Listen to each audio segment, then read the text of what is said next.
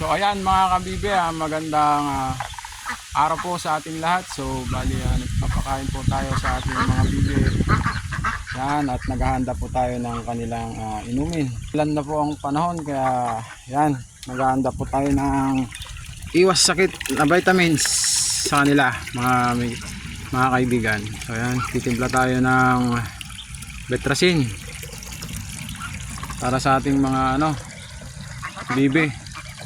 Mahirap magkasakit guys, kasi pagka napabayaan ng isa, baka lahat sila matamaan. Kaya yan, kahit na walang sakit, naagapan po natin para hindi po magkasakit ang ating mga bibe, dahil napakahirap at sayang ang pagod. So yan mga kaibigan, maraming salamat.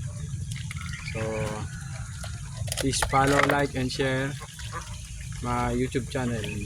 Maraming salamat and God bless. Thank you.